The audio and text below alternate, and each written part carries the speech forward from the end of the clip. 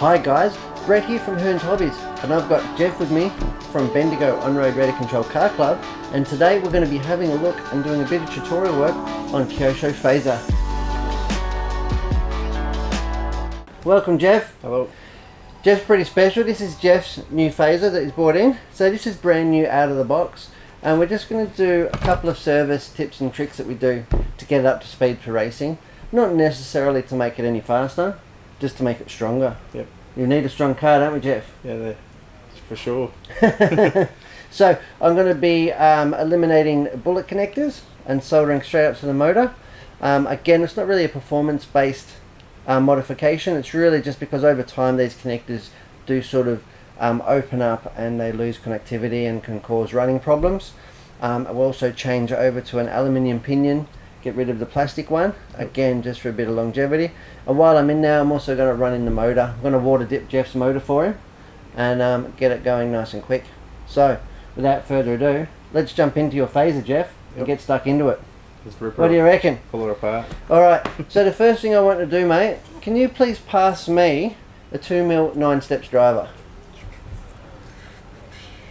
Can you see it there in all my mess? Is it the 2.5? No, the 2.0, as the Americans will say. She must be hidden. There she is. The 2mm driver, there we go. This is the old faithful. This will just about do every screw on the car. Now, have you been in here? Can I blame you for any stripped screws? No, I haven't been in there yet. You haven't been in there yet? Oh, look how nice the tool looks on camera. Wow. Never really noticed that embossing on the handle. Really nice. The 9 steps gear, isn't it, Jeff? Yes, it is. I've got to set myself. You're a big fan, aren't you? Really comfy. Now, I use these day in, day out. Okay, so I'm going to get this cover off. Now what it's going to do is open up access to this motor. It's going to let us take it out of the chassis. Now I'm taking all the screws off and putting them to the side here in an orderly fashion. There's a couple of different lengths. I think there's 2 different lengths in these gear cases. So got really long ones. They look like they're about 20mm. I've got some, looks like they're about 10mm. So just nice to pay attention. Yep, that's the same. So all 6 screws are the same size, which is really nice. These cars are great to work on these Fazers. Now, simple as getting that gear cover off. Nice and dry in there. Now before we go any further, I will check the mesh. Make sure everything's been assembled correctly, and it has, which is really nice. Go ahead and pop this motor out. Gently pry up against it. Out she comes. Now at this point, I'm going to disconnect the motor. So I'm going to say blue wire, Jeff, goes to the bottom. Do you remember that? Yep. Okay, you need to remember that for later on. There'll be a quiz on that later on. Alright? Blue wire to the bottom. Yep. Alright. So I've got my motor in hand. We can get the car out of the way for the minute. Open up this work area here. So then I'm going to get the pinion gear off. There's no grub screw in this. No. That's pressed on. How good is that? It's been that long since I've done my one. Going to get my 9 steps pliers here and just whip this bad boy off. So I've got some pliers and simply just prise it off the motor like that. And that's part the reason why we change it, isn't it? To keep the motor more reliable. Yep. So what I'm going to do now is my 2.5mm driver there, please, Jeff. Is make sure, I'm not going to change anything here. I'm just going to make sure they're nice and tight, which they are. There's no need to change anything on these. In fact, for our racing here in Melbourne, we're not allowed to change the pinion, but we do in fact replace it.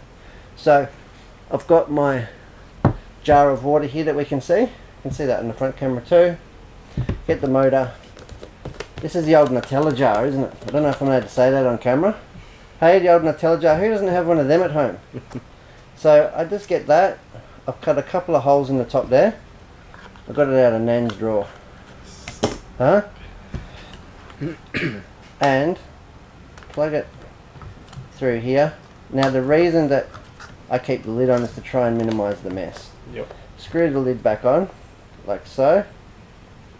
Is it on? Having dramas here. Here we go. Seen a bit of action. It's tight like a tiger. Tight like a tiger. Right. Then I get my special running battery pack. Now this is just an old single cell. I only like to use low voltage ones, so I've got this old single cell battery here. Negative and positive, and we'll spin him up. There we go. Now I can tip that over a little bit on camera because I've got the lid on, and you can see that how it's disturbing all the water and driving around in there. Now what that's doing is that is bedding the brushes in against the commutator, because that little motor in there will be working quite hard. So it's causing the brushes to wear onto the commutator a bit, but without generating much heat. It's going in cold water. So we're running it in, bedding those brushes in, get you going nice and quick down the straight. Now this is something that you can do even between race meetings, or if you've had a really dirty track and your motor's full of dust. It doesn't hurt to do this. I necessarily wouldn't do it for like 5 minutes. It's just a matter of getting it in there. We'll go the other way a bit. We don't really use it the other way, but bed it in the other way. That way the current passes in a different direction through the brushes. Sorry about the noise, guys. Now I haven't got any soap or any detergent in there or anything like that. That's just straight water out of the tap. Well, I hope it is. Is it, Jeff? You're the one that got it. You didn't get it from the toilet, did you? Nah, I got it out of the tap. It's going to look like toilet water by the time your motor's finished. There we go. And I'll go back the other way just really, really quickly. Isn't Nan going to let you make one of these? Oh, I don't know, she might. Hey? There we go. Like I said, low voltage is fine. You don't have to use a freshly charged if you only have 2-cell batteries. It doesn't have to be freshly charged. Just be careful not to discharge it too much when you're working with lipos. That, however, was a single cell, so only 3.7 volt pack. Go ahead now and take the motor out. Oh, there's my little water gasket. We can put the motor down there and have a look at the colour of the water. Do you want to drink it? Nah. Tastes like Fazer. You can go back in the toilet. Hey? Tastes like Fazer. Look at the colour of that water. How grey and murky it is. And that's a load of carbon and debris in there from the commutator and the brushes that we're running in. But if we're looking ever so, it's spotlessly clean because the water cleans it up. That'll be perfect now. We'll get that water off to the side and we'll get my favourite tea towel out. What do you reckon?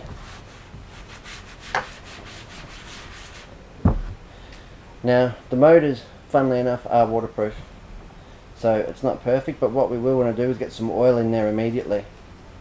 So I'm just going to blow out the bush a little bit, like so. Got my my Aromax high-speed bearing oil. Going to lubricate the end, get that in, like so. Put it in the back bush, like so. Then I'm going to spin it up again. Just help spin all the water up. Splashed over myself. Hey, what do you reckon, Jeff? Yep, sounds like a great idea. If I put it on a freshly charged pack, I bet it hums now. Go the other way a little bit. That's it, get all the water out. Beautiful. Give it a final wipe over, and then you know what? It's ready to fire up the Aromax soldering iron and get it sorted. Take the opportunity now. It's gonna glide. Gonna glide? Gonna be nice and quiet, you reckon? Yep. As long as it doesn't come past me, I'll be right. If it goes past me, I won't be doing this again for you, will I? No, that's fine. It's all the fun of it. Hope you do come past me. While I'm doing this, putting a few more drops of oil in there, can you get to work on opening up that pinion for me? So, we've got a 48 pitch 32 tooth, which is exactly what the standard one was, yep, but in alloy. So can you open that without losing the grub screw for me? And we'll get to putting that on the motor.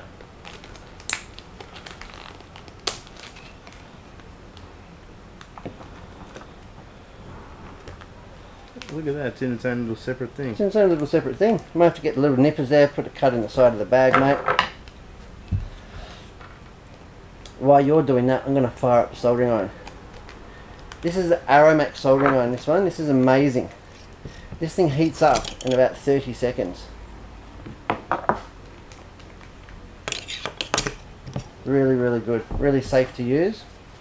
I've just got it plugged into a power supply, but you can plug it into a 3S battery as well. That'll run it fine. And I'm going to be using Orca's soldering wire, and I like this because it's got really nice gloss to it. Gives a really nice finish.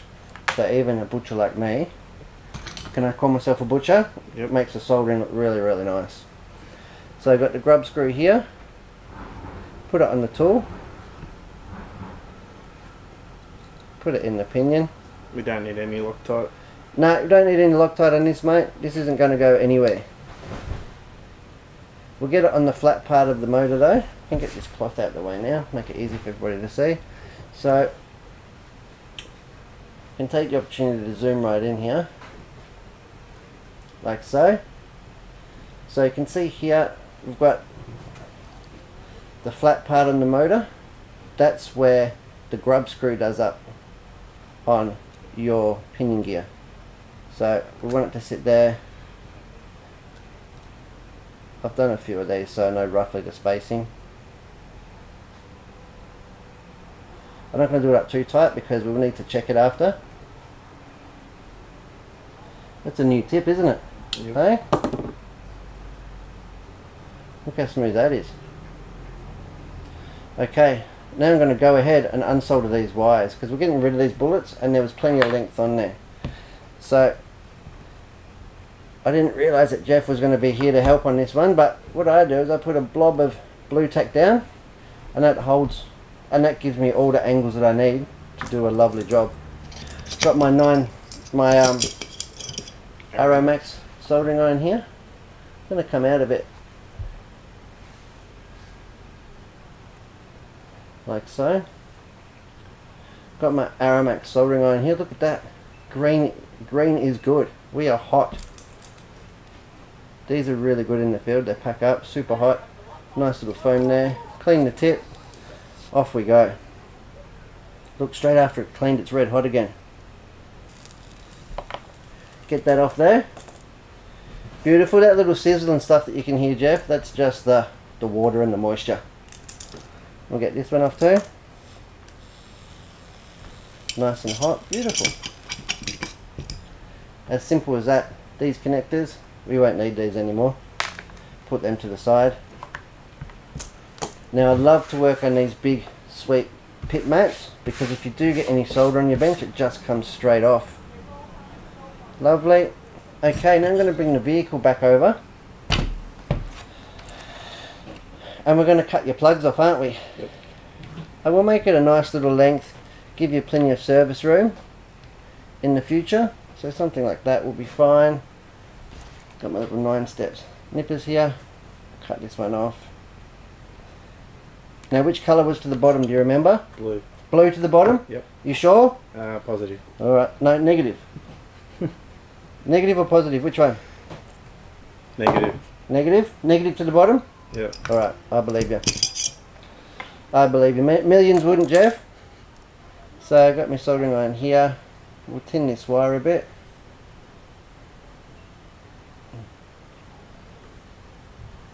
That is impressive. That's the first time I've ever used that soldering iron and it is amazing. Wow. Not getting any flux build up in the wire there. So I'll just double check that. Get that motor in situ.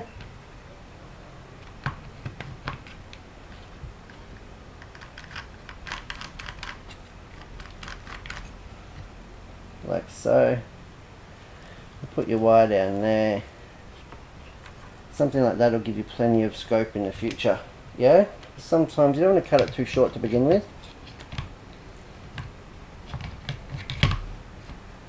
Something like that.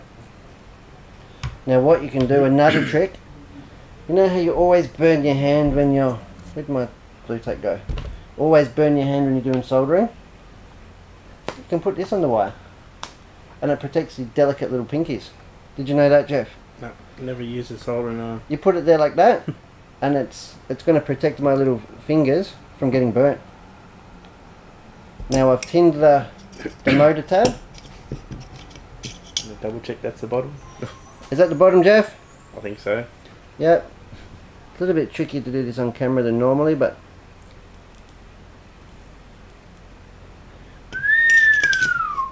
that, my friend, is a sexy soldering joint.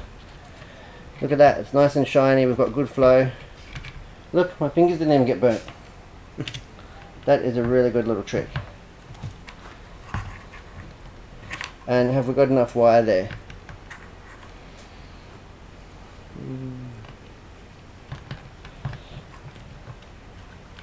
Look at that, it was made for it. What do you reckon? Do you like that? Neat enough? As long as she's out of the way, she won't get hit. Can't get hit there, mate. No?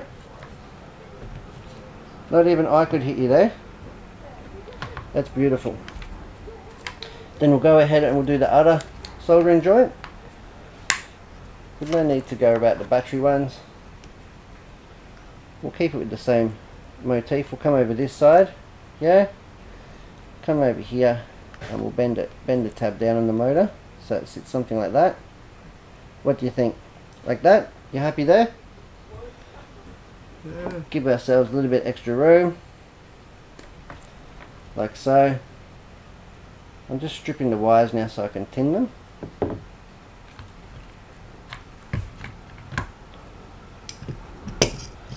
Give me a soldering iron.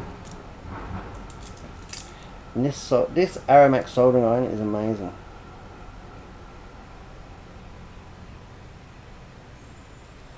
Tin the wire. Got a nice little bit on there. Well, got to protect my little pinkies, haven't I? Get my little, like so. Here we go.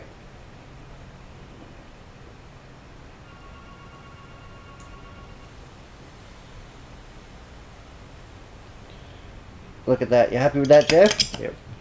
That is beautiful. Unplug my soldering iron. Let that cool down. Now have a look at it in the base. That is so nice. Just unscrews like here.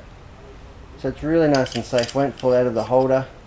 Even if it tips over or anything like that. Really good to have on your workspace. Really nicely finished. Carbon fibre handle. I can see why they're so popular. Got my little helper there. Get him out of the way. I can go ahead now and put the motor back in. I can put the wire down there like that. Keep Jeff happy. No? How neat's that?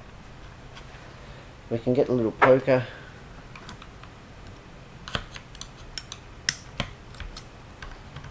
That is awesome. What do you reckon there, Jeff? That is a good little wiring job, huh? You happy with that? Is that neat enough for you? Yeah, should be right. Because then we'll put this one over here on your 9 steps battery. Yep. Yeah? Perfect. Alright. There we go. We've got a beautiful gear mesh. We've got the pinion located right. We can see that here. I'm going to zoom in a little bit. Because we've got the pinion in lined up perfectly on the spur gear, so they're mating really, really well. Got a beautiful mesh, because it's a brand new car. We've got the motor situated nicely. It's time to put the gear cover back on. But before I do that, I'm going to get myself a little bit of this lithium grease. Can you pass me a screwdriver there, please, Jeff? Here we go. Make sure it's fairly clean. And I'm going to apply a little bit of lube. Now it's not necessary, but you know what, it doesn't hurt. It really doesn't. And because it's got a gear case on it, it really won't get attracted. I was a bit reserved the first time I ever put grease on these, but the gear cover actually seals them that well that unless you're driving the thing underwater, no muck really gets in there. So I just put a few little applications like that. And that's just hopefully going to prolong the life of the pinion and spur that little bit longer. And that's the XTR lithium grease. Okay, now the cover can go back on exactly the same way that it came out. Now I like to put these cover on in a particular way when I'm working on them. So push them down, seat them, make sure that they're all sitting nicely and flush so everything's lined up, which it is. Now I'm going to start from the center screws and work my way around. And I'm not going to do them up tight, I'm just going to seat the screw. We can come out a little bit on camera now, like so. You can see I'm not doing them up tight first application, just getting them in and nicely seated, pulling it down. What's your favourite thing about racing phasers, Jeff? Did you bring a battery for me? No, I didn't bring one. How am I going to test it? I don't know. Hey?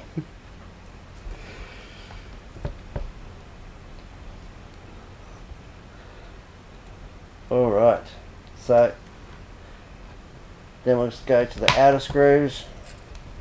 This little 9-step car stand is amazing.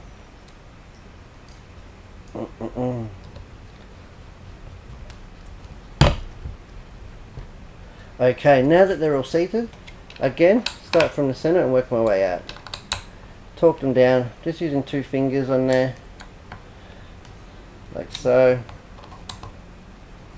Don't need to do them any tighter than that. Definitely don't need to strip them. And then, last but not least, before we go any further, is turn it over. Nice and smooth, nice and quiet, no untoward noises. At this point I'd like to put a battery in it, but we don't have one, do we? No. That was a bit of an oversight. Never mind. Alright, so what else have we got to do, Jeff? The transponder. Got to put a transponder in it. So I want to do that in a nice neat little way. Now that's got to plug into your receiver, hasn't it? Yes. So let's try and get this bunch of wires out here. I might need to open this up, mate, sorry about that. Get these out of the way so I can in fact get to a receiver plug. Now any receiver plug will do, but for neatness sake I want to use the one next to it, like so. We'll get that in there.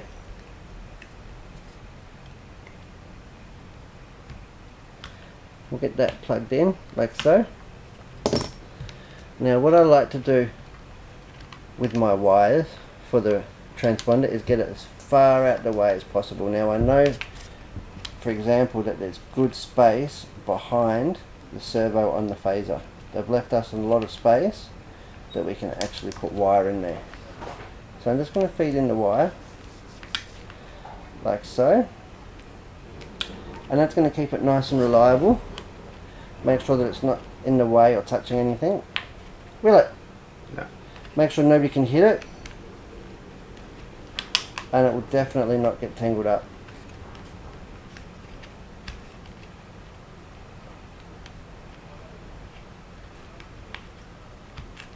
Like so. Look at that.